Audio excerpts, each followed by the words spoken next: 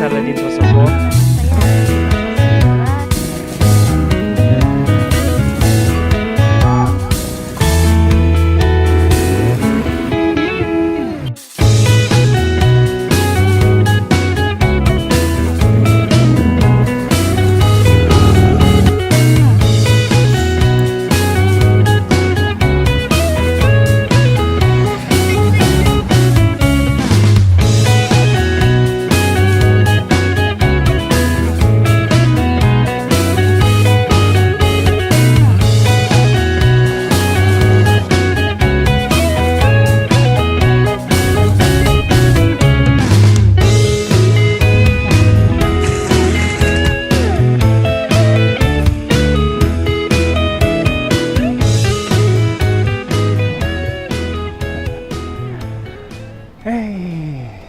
Halo semua, apa kabarnya? Semua pasti sehat ya? Kemarin pas lagi nonton TV, tiba-tiba layar TV-nya jadi gelap. Layarnya gelap, tapi suaranya masih kedengeran. Terus saya coba cabut kabel listriknya dari colokan, terus biarin selama beberapa menit. Habis itu TV-nya saya nyalain lagi. Saya berharap layar TV-nya bisa normal lagi. Ternyata tetap gelap. Terus besoknya TV itu dibawa ke tempat servis. Ternyata setelah dicek ada beberapa bagian yang rusak. Terus teknisinya bilang kalau biaya perbaikannya sekitar 700.000. Akhirnya TV itu diperbaiki dan sekarang udah nyala lagi. Tapi kualitas gambarnya agak berkurang sih. Tapi ya daripada beli baru nggak apa-apa sih. Terus kemarin kayaknya ada orang yang buang anak kucing di kampus. Jumlahnya ada 5 ekor dan umur mereka kayaknya masih 1 bulanan. Kalau dibuang bareng ibu kucingnya sih mungkin masih nggak apa-apa ya, tapi yang dibuang cuma anak kucingnya aja. Anak-anak kucing ini masih perlu ibunya. Kemarin kucingnya itu mengeong-ngeong terus, kayaknya mereka kelaparan. Untung ada ibu-ibu yang jualan di kantin yang kasih mereka makan. Ibu kantin itu cerita kalau emang suka ada orang yang buang kucing ke area kampus. Untungnya di kampus banyak orang yang suka kucing, jadi anak-anak kucing ini masih ada yang bisa ngerawat. Terus kemarin saya wawancarai beberapa mahasiswa yang punya pengalaman magang di perusahaan Jepang.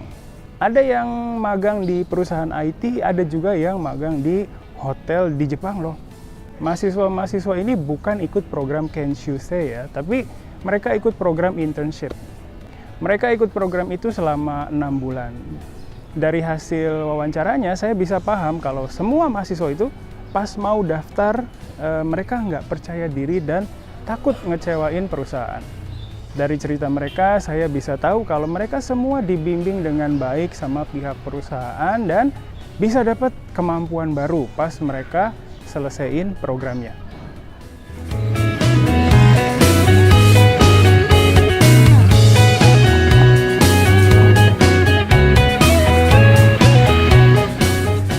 Oke, itu tadi cerita keseharian saya.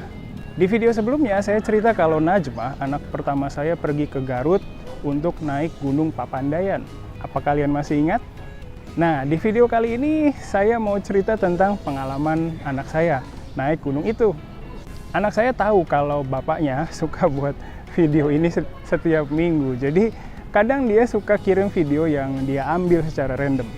Kemarin anak saya naik kereta dari stasiun Pasar Senen sampai stasiun Garut.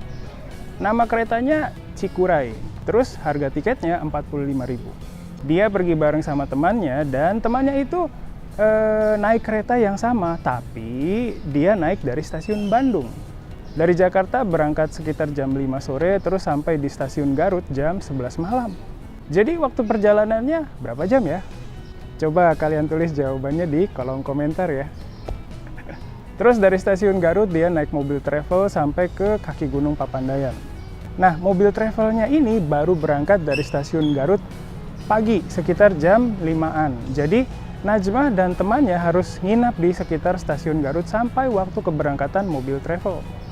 Saya pikir dia bakal nginep di hotel, ternyata enggak. Katanya Najmah dan temannya tidur di masjid di dekat stasiun Garut.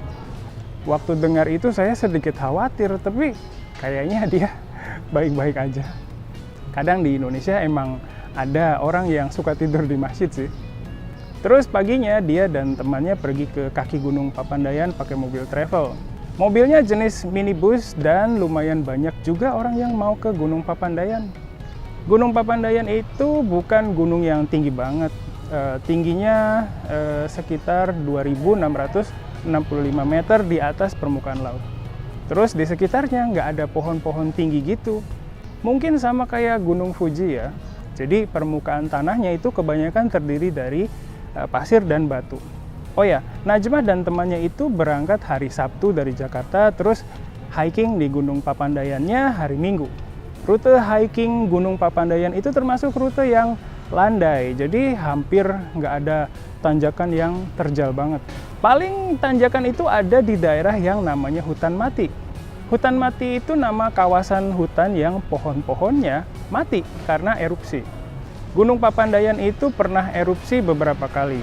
Erupsi yang terakhir itu di tahun 2002. Pemandangan di Hutan Mati ini katanya beda banget sama pemandangan sekitarnya. Jadi katanya pas jalan di sana kayak jalan di permukaan planet lain.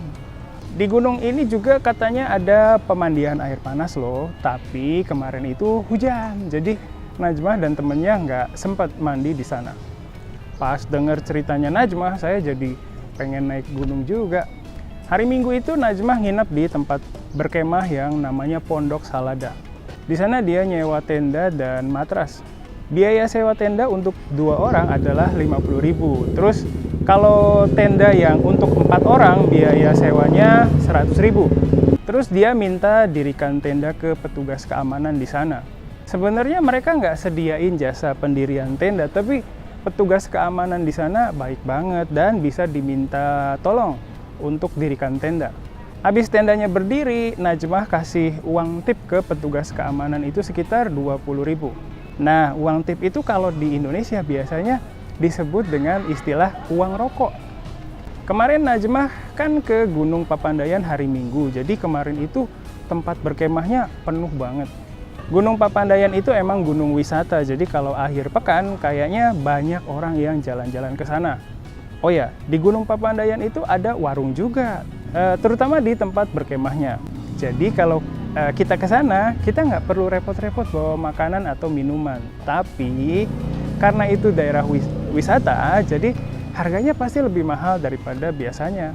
Terus kata petugasnya di sana itu banyak babi hutan. Jadi kalau punya makanan atau barang yang berbau harus dimasukin ke kantong plastik dan digantung di atas minimal 1 meter.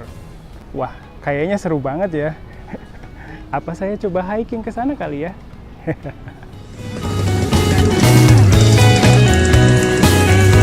インドネシア語を学ぶ最高の環境がここにある。